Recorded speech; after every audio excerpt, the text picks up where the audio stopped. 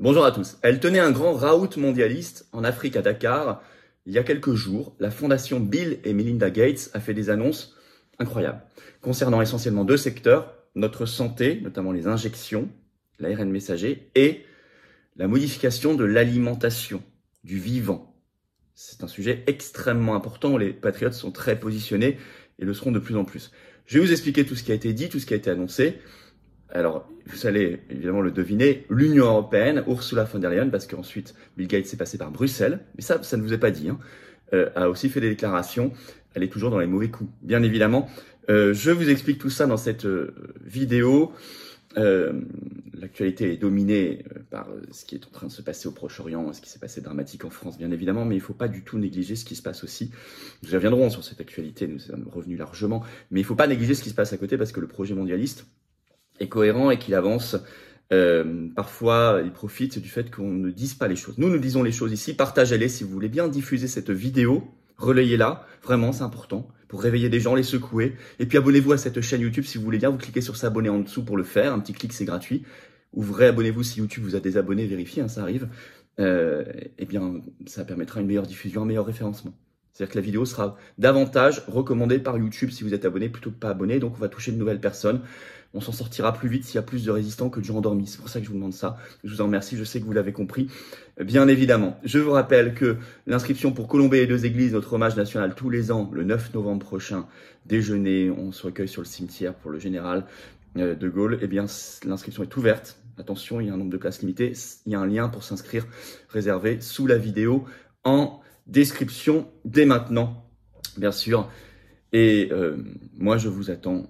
Je vous rappelle la pétition nationale pour la démission du ministre de la Santé Aurélien Rousseau suite à ses propos inqualifiables sur l'absence d'effets secondaires. Je vous dis ça parce qu'on va en reparler dans la vidéo. Cette pétition est toujours disponible à signer, à relayer sous la vidéo en lien en description. Allez, on y va. Les nouveaux projets fous de Bill Gates. Avec Ursula von der Leyen qui s'est mise là-dedans, l'Union européenne toujours dans les mauvais coups. Pour ceux qui voulaient un argument supplémentaire pour la sortie de la France de l'Union européenne, le fameux Frexit, ils en ont un. On va parler santé et alimentation transformée. Alors d'abord, dans quel contexte? C'était la grande réunion annuelle de ce qu'ils appellent les Grand Challenges. Alors là, c'était les Grand Challenges 2023, donc organisé par la fondation Bill et Melinda Gates. Cette année, c'était au Sénégal, à Dakar, entre le 9 et le 11 octobre 2023, donc c'est tout récent. C'est la première fois que ça se tient en Afrique de l'Ouest. Ce n'est pas anodin parce qu'il cible énormément les populations africaines, je vais vous expliquer. Et à cette occasion, d'ailleurs, Bill Gates a annoncé qu'il allait ouvrir un bureau à Dakar l'année prochaine de manière permanente. Donc, ils veulent vraiment investir. Alors, il y avait, selon la fondation, dans ce grand challenge 2023, je cite, des scientifiques et chercheurs du monde entier. Bon. Alors, premier axe, les vaccins, entre guillemets, les injections ARN messager, ARNM, pour l'Afrique. Là, on le sait par la grande agence de presse AP, Associated Press, qui a fait une grande dépêche sur cela le 9 octobre. Le titre, la fondation Gates annonce un effort de 40 millions de dollars pour aider à développer des vaccins ARNM en Afrique dans les années à venir. Bon. Alors, je cite toujours, elle aidera plusieurs fabricants africains à produire de nouveaux vaccins ARNM sur le continent. Je vais vous lire ce qu'a dit Bill Gates dans un extrait de cette dépêche, je cite. Que ce soit pour les maladies locales en Afrique, comme la vallée du Rift, ou pour les maladies mondiales, comme la tuberculose, l'ARNM semble être une approche très prometteuse, a déclaré Bill Gates à l'AP, Associated Press, dimanche, après avoir visité l'une des installations impliquées, l'Institut Pasteur à Dakar, au Sénégal. Et cela nous permet donc d'apporter beaucoup de capacités africaines pour travailler sur ces injections, et cela sera mis à l'échelle. Alors, est-ce que l'Afrique est demandeuse? Ça répond à une demande, etc. Quand on regarde les taux d'injection des populations africaines, qui sont les plus faibles du monde, non. Et pourtant, la mortalité Covid-19 est très inférieure à chez nous. Alors, il y a un effet d'âge, bien sûr, ils ont beaucoup plus de jeunes, il faut en tenir compte, il faut corriger par ça, mais même quand on corrige l'effet d'âge, l'effet pyramide des âges, leur mortalité est très basse et très inférieure. Et ils n'ont pas été demandeurs. Donc on fait encore, c'est une approche par ailleurs très paternaliste, cette histoire. Très intéressée, très machiavélique, mais en plus très paternaliste pour l'Afrique. Alors qu'en plus, ça intervient à un moment où le scandale planétaire sur les effets indésirables, les effets secondaires, prend de l'ampleur dans le monde entier. Je vous rappelais cette pétition nationale pour la démission du ministre de la Santé français Aurélien Rousseau, qui est en lien sous la vidéo en description à signer, à relayer. C'est pas pour rien, c'est parce que ce débat a pris ces derniers jours une ampleur particulière en France. Mais c'est pareil en Allemagne, c'est pareil aux États-Unis, c'est pareil au Royaume-Uni, c'est pareil au Japon, c'est pareil dans beaucoup de pays, en Australie, etc., etc. Bon, en Afrique du Sud, bien sûr. Deuxième chose à noter, l'Union européenne s'en mêle. Sur le même sujet, alors là vous avez un tweet, elle met même une photo où elle est là à côté de Bill Gates. Ursula von der Leyen, la présidente de la Commission européenne, tweet le 11 octobre. C'est toujours en ligne, hein. Elle écrit ceci, elle fait 2 tweets même. Le premier, avec la Fondation Gates, nous engageons plus d'1 milliard d'euros dans les efforts de santé mondiaux pour renforcer les systèmes de santé dans les pays qui en ont le plus besoin. C'est absolument magnifique. Bon, ça veut dire concrètement ça veut dire investir dans les injections. Et puis c'est très hypocrite. Elle veut renforcer les systèmes de santé des pays. Mais l'Union européenne détruit nos propres systèmes de santé depuis des années et des années. Et cette année, elle réclame encore 600 millions d'euros de coupes dans l'hôpital public français. Parce qu'Aurélien Rousseau lui a servi sur un plateau dans le budget 2024 de la France. Donc c'est une hypocrisie totale. Il y a un autre tweet d'Ursula von der Leyen, il faut que je vous le lise. Il est très très explicite, je vais vous le lire. Chaque continent devrait être en mesure, écrit-elle, de produire les vaccins et médicaments dont il a besoin. C'est pourquoi Global Gateway, j'y reviens, investit dans la production mondiale de vaccins, crucial pour l'équité en santé mondiale et pour vaincre les menaces. Et voilà. Alors, après, fait des remerciements. Bon. Global Gateway, le site, qu'est-ce que c'est?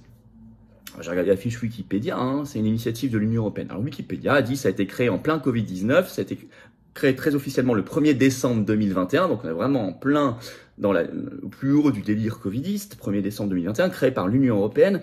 C'est un projet, je cite, présenté par Ursula von der Leyen pour développer des connexions fiables et durables en faveur de la population mondiale et de la planète. Sortez là aussi les violons. C'est le pendant, est-il écrit, du programme américain, écoutez bien, programme américain qui a été annoncé en juin 2021, donc aussi en plein Covid, qui s'appelle Build Back Better World. C'est-à-dire, on va reconstruire un monde meilleur. Ça, vous savez que c'est le mantra de tous les mondialistes, hein. Build Back Better, reconstruire. Donc là, pour l'Union européenne, il s'appelle Global Gateway, en anglais bien sûr, en américain. Ça a pour but, je cite, de mobiliser jusqu'à 300 milliards de dollars d'investissements publics et privés entre 2021 et 2027, dont 150 milliards d'euros pour l'Afrique. Et donc, pourquoi Ursula a tweeté là-dessus? Parce que Bill Gates était à Bruxelles 11 et 12 octobre, et la presse belge, comme par exemple 7sur7.be, qui est un site d'information belge, ce 12 octobre fait un article. La Belgique et la fondation Bill et Melinda Gates renouvellent leur coopération pour la santé en Afrique. Je vais vous lire le petit chapeau, vous allez comprendre. Le gouvernement belge, représenté par la ministre de la Coopération au Développement Caroline Genèse, et la fondation Bill et Melinda Gates ont renouvelé à Bruxelles leur partenariat en signant un nouveau protocole d'accord. Celui-ci se concentre sur le renforcement des systèmes de santé nationaux garantissant que les populations des pays à revenus faibles et intermédiaires disposent d'un accès plus équitable aux soins et produits qui protègent leur santé et améliorent leur qualité de vie.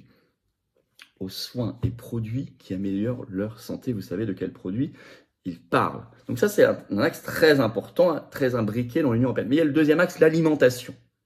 Et ça, il va falloir qu'on en parle de plus en plus, c'est un sujet extrêmement important, c'est la modification et la privatisation totale du vivant, la nouvelle génération d'OGM.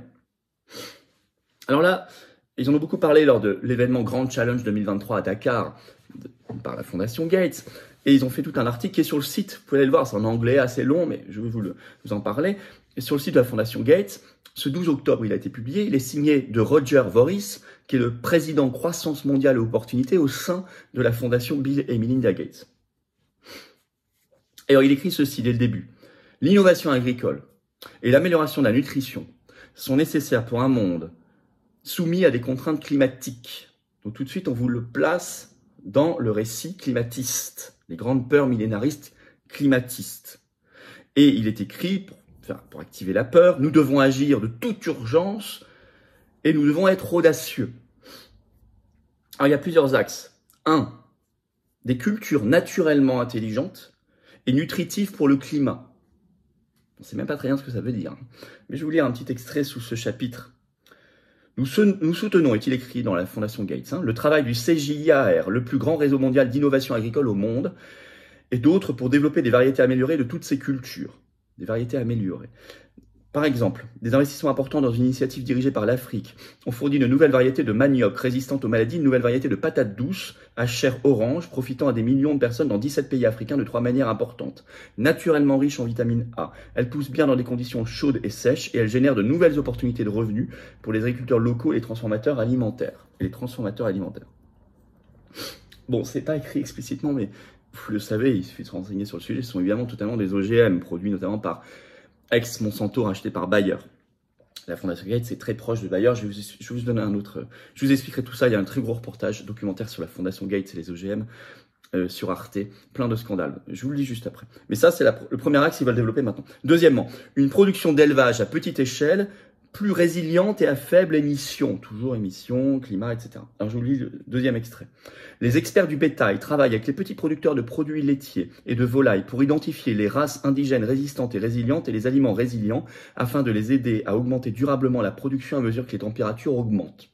De même, l'aquaculture à petite échelle offre des possibilités de lutter contre la malnutrition et d'élargir les possibilités économiques. Le World Fish Center du GCAR forme les pisciculteurs du Bangladesh à la culture d'un type amélioré de roux, une espèce indigène de carpe qui pousse plus vite, pèse plus et regorge de micronutriments.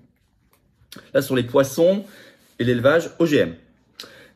Ensuite, là, ça peut être potentiellement vraiment problématique, la nutrition maternelle et infantile. Dernier extrait que je vous lis de cet article, c'est important. Écoutez bien. Nous travaillons sur un certain nombre de fronts pour atteindre les mères et les enfants, avec une meilleure nutrition dans les premières années critiques de la vie d'un enfant. Par exemple, nous finançons le développement de nouveaux aliments thérapeutiques prêts à l'emploi pour les nourrissons et les jeunes enfants. Ces pâtes riches en nutriments sont abordables, peuvent être d'origine locale et sont basées sur la science du microbiome de pointe pour s'assurer que les enfants reçoivent et retiennent les nutriments essentiels qui soutiennent le développement du corps et du cerveau. Nous soutenons également la création et le déploiement à grande échelle de suppléments nutritionnels pour aider les femmes à éviter l'anémie, à avoir des grossesses saines et à s'assurer que leurs bébés reçoivent leurs nutriments dont ils ont besoin pour grandir. Encore une fois, c'est plein de bons sentiments, hein, attention. Hein. Mais si vous creusez derrière les mots, vous voyez qu'on est dans une modification, une privatisation totale du vivant. Alors, ça a été très étudié par un reportage très intéressant qui était passé sur Arte en 2021 qui s'appelle « L'Afrique, les OGM et Bill Gates ». Vous pouvez le retrouver. Hein. Je vais vous lire deux petits extraits, c'est sur le site d'Arte toujours. D'abord le contexte. Dans la campagne ougandaise, donc en Ouganda, une plantation de maïs OGM, financée par le fils du milliardaire Buffett, Warren Buffett, la fondation Melinda et Bill Gates et la société Monsanto, propriété du géant de l'agrochimie Bayer, est tenue à l'abri des curieux par un dispositif de haute surveillance. Ces dernières années, les cultures de plantes génétiquement modifiées se développent en toute discrétion en Afrique. Limitées, voire interdites en Europe selon le principe de précaution qui prévaut pour l'instant, mais l'Union européenne veut changer ça, entre parenthèses, on y reviendra. Elles y représentent déjà 3% des surfaces cultivées, soit 4 millions d'hectares. Ça, c'était en 2021. Deuxième extrait, le sous-titre « Sans contrôle ». Menée pendant 3 ans, cette enquête, c'est une enquête de 3 ans, révèle comment la Fondation Gates est devenue le principal fournisseur des expérimentations de génie génétique conduites en Afrique, alimentée en partie par les dividendes de ses investissements dans les multinationales de l'agrobusiness, comme Bayer Monsanto. Sa fondation finance des recherches qui y sont menées sans contrôle, notamment sur les gènes du maïs et du manioc, on en parlait, ainsi que la modification génétique des moustiques. Le documentaire souligne aussi le rôle trouble joué par l'Europe, officiellement intransigeante sur les OGM. Écoutez bien, c'est Arte qui l'écrit. Hein. À cause des risques potentiels pour la santé et l'environnement, l'Union européenne abonde pourtant les fonds privés créés par le milliardaire américain Gates pour développer en Afrique ce qu'elle interdit sur son propre territoire pour l'instant. C'est extrêmement important. Ça a été dit là, il y a quelques jours à Dakar. Alors, en conclusion, là, ils agissent sans contrôle, comme dirait Arte, en tout cas sans demander leur avis aux populations concernées, sur la santé et l'alimentation à très grande échelle. Ça ne concerne pas que l'Afrique, bien compris que ça nous concerne aussi. On est très loin, moi je suis très favorable au progrès scientifique, à la recherche scientifique, au partage universel des connaissances. Attention, il n'y a aucun obscurantisme dans cette vidéo, bien au contraire, ça ce sont nos adversaires, nos ennemis qui disent ça, pour essayer de discréditer toute réflexion critique. Non, mais ici on est loin de la recherche scientifique classique. On est dans l'idéologie pure, on est dans le business, puisqu'en même temps que dans les affaires, en même temps que la fondation promeut cela, elle prend des parts dans Bayer Monsanto, ceux qui vont gagner de l'argent avec tout ça. On est dans l'expérimental et le mondialiste.